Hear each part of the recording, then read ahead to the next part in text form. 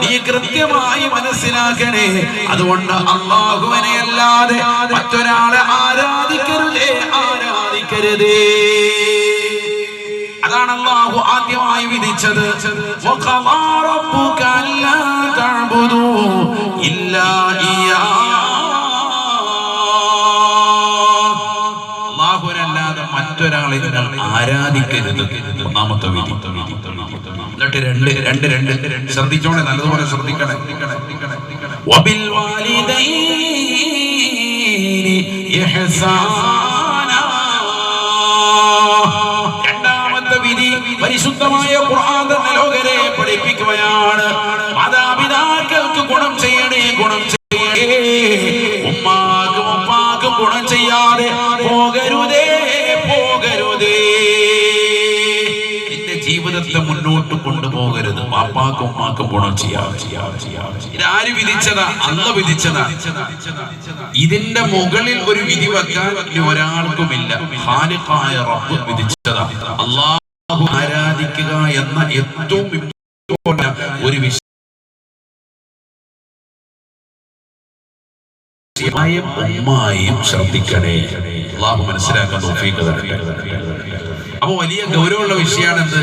വാപ്പായും ഉമ്മായും ശ്രദ്ധിക്കണം എന്ന് പറഞ്ഞപ്പോ ഇബാദത്തുമായി ബന്ധപ്പെടുത്തിക്കൊണ്ട് അല്ലാഹു പറഞ്ഞത്. അത് വലിയ ഇബാദത്താണ്, ആരാധനയിൽ പെട്ടത് തന്നെയാണ് വാപ്പായും ഉമ്മായും ഗൗനിക്കുക എന്നുള്ളത്. അതുകൊണ്ടാണ് അല്ലാഹുവിന് ഇബാദത്ത് എടുക്കുക, വാപ്പായും ഉമ്മായും ശ്രദ്ധിക്കുക. അല്ലാഹുവിന് ഇബാദത്ത് എടുക്കുക, വാപ്പായും ഉമ്മായും ഗൗനിക്കുക, അവർക്ക് ഗുണം ചെയ്യാം. ഇതാണ് ഖുർആന്റെ രീതി. ഇത് അല്ലാഹുവിന്റെ വിധിയാണ്. റബ്ബ് വിധിച്ചിരിക്കുക. ഇതിന്റെ മുകളിൽ ഇനി വേറെ ഒന്നും നോക്കാനില്ല. ഇത് ചെയ്തേ പറ്റുമെന്ന് പറഞ്ഞു. സുപ്രീം കോടതിയിൽ ഒരു വിധി വന്നതുപോലെ ഇതിന്റെ മുകളിൽ അപ്പീല് പോയിട്ടൊന്നും കാര്യമില്ല. ഒരു അപ്പീലും ഇല്ല, ഒന്നുമില്ല. ഒരു വക്കീലും പോയിട്ട് കാര്യമില്ല. ഇതാണ് മനസ്സിലാക്കേണ്ടത്. ഇതിന്റെ മുകളിൽ ഇതിനൊരു വിധി വെക്കാനോ ഇതിനെന്തെങ്കിലും ഇളവ് കിട്ടാനുള്ള വകുപ്പല്ലോ? ഒരു വകുപ്പുമില്ല. ഇത് ചെയ്തേ പറ്റൂ. ഇത് നിർബന്ധം. അല്ലാഹു മനസ്സിലാക്കാൻ തൗഫീഖ് തരട്ടെ. എന്തെങ്കിലും ഒരു ഇളവ്, എന്തെങ്കിലും ഒരു പരിപാടി ഇതിൽ നോക്കണ്ടേ? അല്ലാഹുവിനെ ആരാധിക്കാൻ കറക്റ്റായി നിസ്കാരം ബാത്തും കാര്യങ്ങളൊക്കെ വാപ്പാക്കും ഉമ്മാക്കും ഗുണം ചെയ്യാം. അത് അല്ലാഹുവിന്റെ വിധിയാണ്. റബ്ബ് വിധിച്ചു കഴിഞ്ഞു. അത് ശ്രദ്ധിച്ചേ പറ്റൂ, നാളെ രക്ഷപ്പെടുള്ളൂ. എന്നിട്ട് അല്ലാഹു വീണ്ടും വിശദീകരിക്കുന്നത് വാപ്പാടെ ഉമ്മാടെ വിഷയമാണ്. അറിയാൻ ശ്രദ്ധിക്കണം. റബ്ബിനെ ആരാധിക്കുന്ന വിഷയമൊന്നും ആ ആയത്തിലൂടെ അല്ലാഹു പറയുന്നില്ല. കാരണം ഈ വാപ്പായും ഉമ്മായും ആരാധിക്കുക, ആദരിക്കുക, അവരെ ബഹുമാനിക്കുക എന്ന വിഷയം പറയാൻ തന്നെയാണ് അല്ലാഹു എന്ത് ചേർത്തി പറഞ്ഞത്? അല്ലാഹുവിനെ ആരാധിക്കുക എന്ന് പറഞ്ഞത്. കാരണം വിശദീകരണം ഏതിലാ കൊണ്ടുവരുന്നത്? വാപ്പായും ഉമ്മായും ശ്രദ്ധിക്കണേ എന്നതിനെ വിശദീകരിക്കാൻ ശരിക്കും ശ്രദ്ധിക്കാം. അല്ലാഹു പറയുന്നു,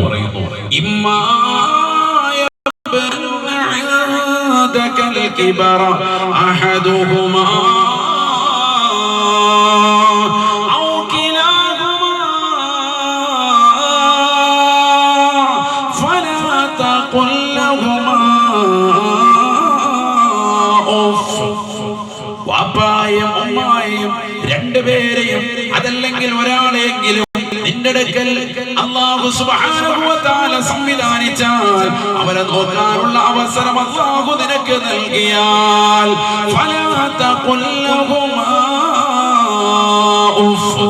ആ രണ്ടുപേരോടും വാപ്പയോടും ഉമ്മയോടും ചെയ്യുന്ന ഒരു വാക്ക് പോലും പറയരുത് എന്ന് വിശുദ്ധമായ ഖുർആൻ. ഒരു വാക്ക് കൊണ്ട് പോലും അവരെ വേദനിപ്പിക്കാൻ പാടില്ല. ഖുർആനാണിത്. ഒരു വാക്ക് പോലും പറയരുതേ എന്നാണ് അല്ലാഹുവിന്റെ ഭാഗ്യം. അല്ലാഹുവിന്റെ വാക്കാണ്. ഞങ്ങൾ ചെയ്യുന്ന പറയുന്നില്ല, ബാക്കിയൊക്കെ പറഞ്ഞു. ചെയ്യുന്ന പറയാൻ പറ്റും, നാളെ പോയിട്ട് പറയാൻ അല്ലാഹു നമ്മളെ കാക്കട്ടെ. അതിന് മുകളിലെ കൂടെ പറഞ്ഞു വെച്ച് കഴിഞ്ഞു അല്ലാഹു നമ്മളെ കാത്ത് സംരക്ഷിക്കട്ടെ. ഈ ഉഫ് എന്ന ഈ വാക്ക് ഖുർആനിലെ വാക്കാണ്. ആ ഒരു വാക്ക് പോലും പറയുന്നത് അത്ര ചെറുത് പോലും അരുതെന്നാണ് പറഞ്ഞത്. അത് ബഹുമാനപ്പെട്ടതാകുന്ന ഇമാം ഫഖ്റുദ്ദീൻ റാസി റളിയല്ലാഹു അൻഹു ഈ ആയത്ത് വിശദീകരിക്കുക. എന്താണ് എന്ന് പറഞ്ഞത്?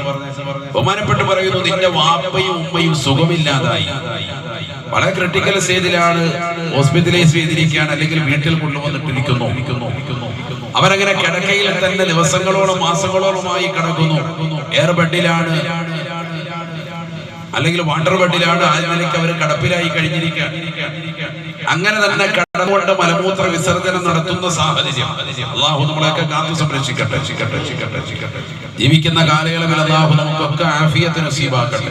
മറ്റൊരാളെ കൊണ്ട് ഖിദ്മത്തെടുപ്പിക്കുന്ന ഒരവസ്ഥ അള്ളാഹു നമുക്ക് നൽകാതിരിക്കട്ടെ. എപ്പോഴും അങ്ങനെ ദ്വാരക്കണം, ആഫിയത്തിന് വേണ്ടിയും ശഹത്തിന് വേണ്ടി. ഒരു മനുഷ്യൻ അള്ളാഹുവിനോട് ചോദിക്കുന്ന ചോദ്യങ്ങളിൽ ഏറ്റവും ഉദാത്തമായ പ്രാർത്ഥന ശാരീരികമായ സിഹത്ത് തേടലാണ് എന്ന് മുഹമ്മദ് റസൂലുള്ളാഹി. അതുകൊണ്ട് പ്രായമുള്ള എല്ലാ സഹോദര സഹോദരിമാരും ചെറുപ്പക്കാരും യുവാക്കളും ഒക്കെ മനസ്സിലായിക്കോ, എന്ന് ഒരനുയായി ചോദിച്ചപ്പോൾ നബിതങ്ങൾ ശരീരത്തിന്റെ സുഖവും സൗഖ്യവും എപ്പോഴും ചോദിക്കണം. അതാണ് ഏറ്റവും വലിയ ദുആ. വേറൊന്നുമല്ല, നല്ല വീടുതാ, നല്ല കാറുതാ, ഇതൊന്നുമല്ല. ഏറ്റവും നല്ല ദുആ എന്ന് പറഞ്ഞാൽ അല്ലാഹു ശാരീരികമായ സിഹത്ത് കാമിലായി എനിക്ക് നിലനിർത്തി തരണേ എന്ന് എപ്പോഴും ദ്വാരക്കണം. 40 വയസ്സായി, അപ്പോഴേ തന്നെ കിടപ്പിലായി. ഷുഗർ വന്നു, പ്രഷർ വന്നു, കൊളസ്ട്രോൾ വന്നു, എല്ലാ അസുഖങ്ങളും വന്നു. 2 കിഡ്നിയും ഫെയിലായി, ഡയാലിസിന് വിധേയനായി, എടുക്കാൻ മേല, നടക്കാൻ മേല, വീൽചെയർ മേൽ, അവസാനം കിടപ്പിലായി. വീട്ടുകാർക്ക് ബുദ്ധിമുട്ട്, നാട്ടുകാർക്ക് ബുദ്ധിമുട്ട്, ഭാര്യയ്ക്ക് പ്രയാസം, ബുദ്ധിമുട്ട്. ഒന്നും മരിച്ചു കിട്ടിയാൽ മതി എന്ന് പറയുന്ന ഒരു അവധി കേട്ടു. അല്ലാഹു മുളക്കാക്കും. ഏത് മക്കളും അല്ലാഹു മുളക്കാക്കും. അവസ്ഥയിലേക്ക് നമ്മൾ എത്താതെ, എത്ര സമ്പത്തുണ്ടെങ്കിൽ ഇങ്ങനത്തെ ഒരു അവസ്ഥ കൊതിക്കണം, എത്താതെ മറ്റുള്ളവർക്ക് ബുദ്ധിമുട്ടാകാതെ ഈമാൻ സലാമത്താക്കി തരണേ എപ്പോഴും ദ്വാരം. ജീവിക്കുന്ന കാലം അത്രയും ആഫിയത്തോടുകൂടി സ്വന്തമായി കാര്യങ്ങൾ ചെയ്യുക, സ്വന്തമായി വാഷ്റൂമിൽ പോവുക, സ്വന്തമായി കാര്യങ്ങൾ നിർവഹിക്കുക, സ്വന്തമായി കുടിക്കുക, നനയ്ക്കുക, കാര്യങ്ങളൊക്കെ ചെയ്യുക. ആ ഒരു അവസ്ഥ വരണം. ഭക്ഷണം കഴിക്കാനൊന്നും ആരുടെയും പരസഹായം വേണ്ട. അതാണ് ഏറ്റവും വലിയ തൗഫീഖ്. അല്ലാഹു തൗഫീഖ് നസീബാക്കുമാറാവട്ടെ. അതാണ് ഏറ്റവും വലിയ ബഹുമാനപ്പെട്ട ഇമാം ഫഖറുദ്ദീൻ റാസി റളിയല്ലാഹു തആല അൻഹു പറയുകയാണ്, സുഖമില്ലാതെ നീ കിടക്കുകയാണ്, വാപ്പയും അമ്മയും സുഖമില്ലാതെ കിടക്കുന്നു. ആ വാപ്പാക്കും ഉമ്മാക്കും ഖിദ്മത്തെടുക്കാൻ വേണ്ടി നീ വരുന്നു. അവർ കിടക്കയിൽ കിടന്നുകൊണ്ട് മലമൂത്ര വിസർജനം നടത്തുന്നു. അത് നീ ഒരു ശീല കയ്യിലേക്ക് ചുറ്റിയിട്ട്, കയ്യിലേക്ക് ഒരു ഗ്ലൗസ് ഇട്ടിട്ടാണെങ്കിലും ആ മാലിന്യമാകുന്ന നജസ് അവരുടെ കിടക്കയിൽ നിന്നൊരു പ്ലേറ്റിലേക്ക് നീ വലിച്ചെടുക്കുമ്പോ ദിവസങ്ങളായി വയറ്റിൽ കെട്ടിക്കിടന്ന മാലിന്യം പുറത്തേക്ക് വരുമ്പോഴുണ്ടാകുന്ന വല്ലാത്തൊരു ദുർഗന്ധമുണ്ട്. ആ ദുർഗന്ധ നിമിത്തമായി നിന്റെ മുഖമൊന്ന് ചുളിച്ചു പോയാൽ ചെയ്യുന്ന വാക്കിനേക്കാൾ വലുതാണ് നീ വാപ്പായോടും ഉമ്മായോടും ചെയ്തത് എന്ന് ഇമാം ഫഖറുദ്ദീൻ റാസി റളിയല്ലാഹു അൻഹു. വലാ തഖുല്ലഹുമാ ഉഫിൻ, ചെയ്യുന്ന ഒരു വാക്ക് പോലും പറയരുതേ. അതിനേക്കാൾ വലുതാണ് അവരുടെ മലമൂത്ര വിസർജനം. നീ ഒരു കയ്യിൽ ശീല ചുറ്റിയിട്ട് പുറത്തേക്ക് വലിച്ചെടുക്കുമ്പോ അവരുടെ പിദ്വാരത്തിൽ നിന്ന് പുറത്തേക്ക് വന്നിട്ടുള്ള മാലിന്യത്താൽ വല്ലാത്ത മുഷിഞ്ഞ മണം നിന്റെ മതിലേക്ക് വരുമ്പോ, നിന്റെ നാസ്വാദാരങ്ങളിലേക്ക് അടിച്ചു വീശുമ്പോ നിന്റെ മുഖമൊന്ന് ചുളിച്ചു പോയാൽ ഏറ്റവും വലിയ പാപിയാണ് എന്ന് ഇമാം ഫഖറുദ്ദീൻ റാസി റളിയല്ലാഹു അൻഹു. നമ്മൾ എന്തൊക്കെയാ പറഞ്ഞിരിക്കുന്നത്? ഷുഗർ വന്നു, വാപ്പ പ്രശ്നം, ഷുഗർ കൂടി വല്ലാതെ ബുദ്ധിമുട്ടായി, ഒന്ന് മൂത്രം ഒഴിച്ചു, ഒച്ചപ്പാട് ബഹളം ഉണ്ടാക്കുന്ന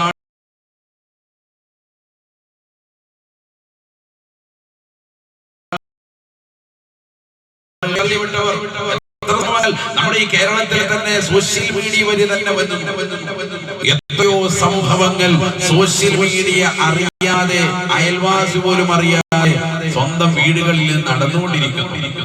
അങ്ങനെയുണ്ടല്ലോ, നൂറുകണക്കിന് സംഭവം അതാണല്ലോ. പാപ്പായുമായി പുറത്താരോടും പറയുന്നില്ല, നാട്ടുകാർ അതുകൊണ്ട് അറിയുന്നില്ല. അവരിങ്ങനെ സഹിച്ചും ക്ഷമിച്ചും കുത്തുവാക്കുകൾ കേട്ടും മരുമോളുടെ വാക്ക് കേട്ട് അത് കേട്ടു, സ്വന്തം മക്കൾ തന്നെ പറയുന്നതൊക്കെ കേട്ട് എല്ലാം സഹിച്ച് പാവം ഇങ്ങനെ കഴിഞ്ഞു. അല്ലാഹു നമ്മളെ കാക്കുമാറാവട്ടെ. അല്ലാഹു പറയാണ് 5 കാര്യങ്ങൾ പറയുന്നത്. 5 കാര്യങ്ങൾ പാപ്പായും നിങ്ങൾ എടുക്കരുത്, ശ്രദ്ധിക്കണേ. 5 കാര്യങ്ങൾ ശ്രദ്ധിക്കണം.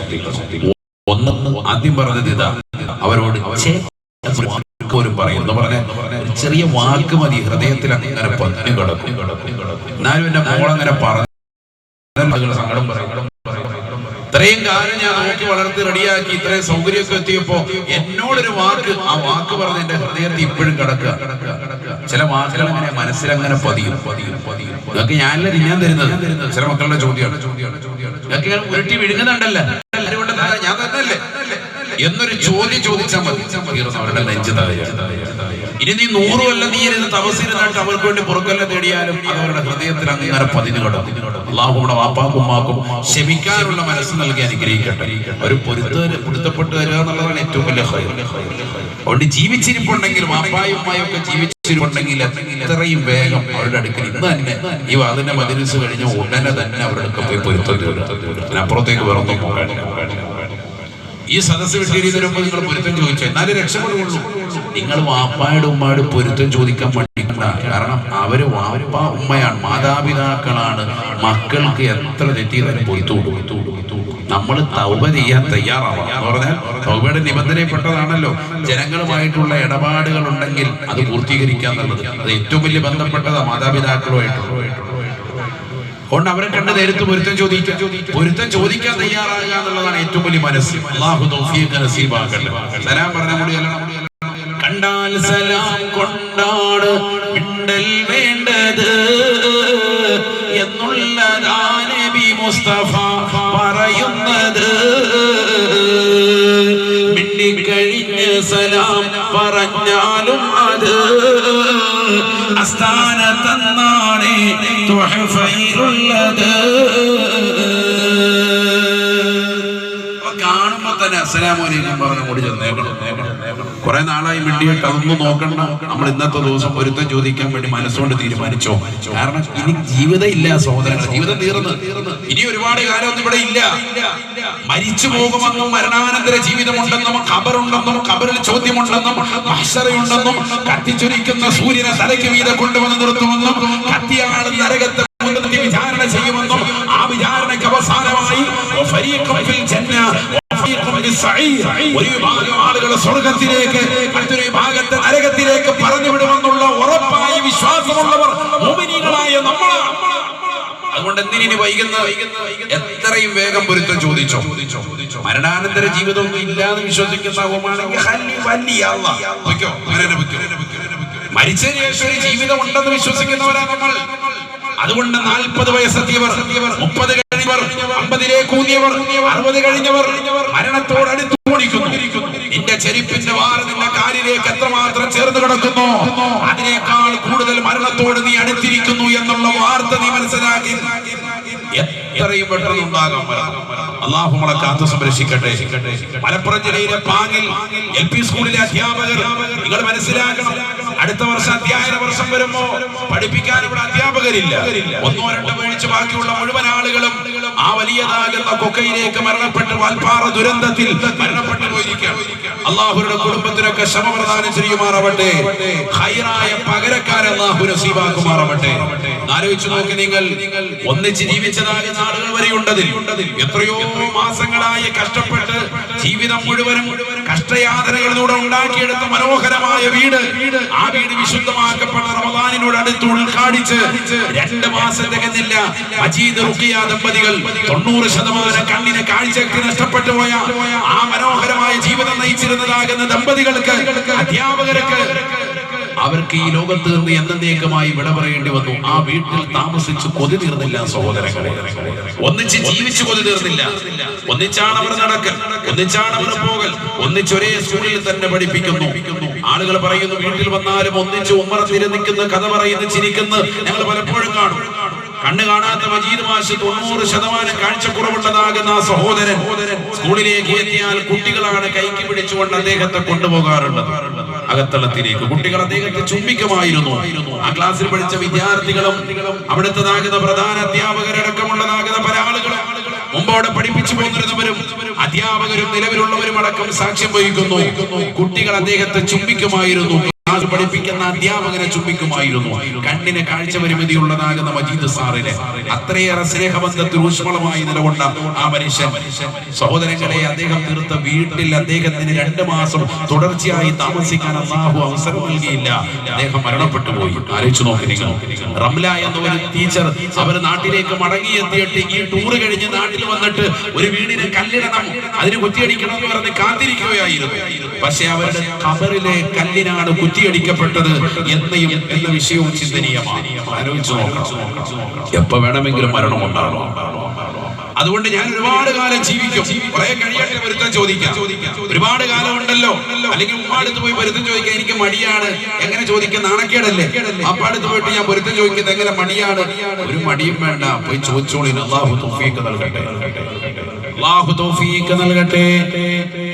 നബിനാ റസൂലുള്ളാഹി സ്വല്ലല്ലാഹു അലൈഹി വസല്ലം തങ്ങൾ ഖുർആൻ ഓതി വീണ്ടും പറയുകയാണ്, വലാ തൻഹറുഹുമാ, വാപ്പായും മായും വിരട്ടരുതേ, ആട്ടരുതേ, മോശപ്പെട്ട വാക്ക് പറയരുതേ, ഒരു വാക്കുകൊണ്ട് പോലും അവരെ നീ നോവിക്കരുതേ എന്ന് പരിശുദ്ധമായ ഖുർആൻ.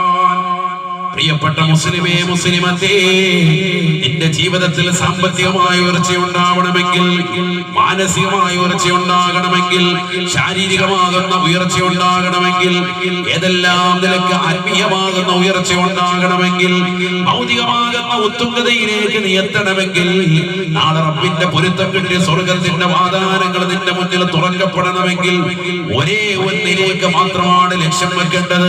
അത് വാപ്പയാണ്, ഉമ്മയാണ്, മാതാപിതാക്കളാണ്. പിടിച്ചോ, രക്ഷപ്പെടും. അല്ലാഹു തൗഫീഖ് നൽകട്ടെ. അല്ലാഹു തൗഫീഖ് നൽകട്ടെ. 2002 മുതൽ 2007 വരെ നമുക്കെല്ലാവർക്കും നേതൃത്വം നൽകിക്കൊണ്ട് ഇന്ത്യൻ പ്രസിഡന്റ് ആയിട്ടുള്ള വ്യക്തിയാണ് ഡോക്ടർ APJ അബ്ദുൽ കലാം. സഹോദരങ്ങളെ, അദ്ദേഹം ജനിച്ചത് 1931 ഒക്ടോബർ മാസം 15-നാണ്. രാമേശ്വരം എന്ന് പറയുന്ന തമിഴ്നാട്ടിൽ ഒരു ചെറിയ ഗ്രാമം. ഒരു പേരും പ്രസക്തിയൊന്നുമില്ല.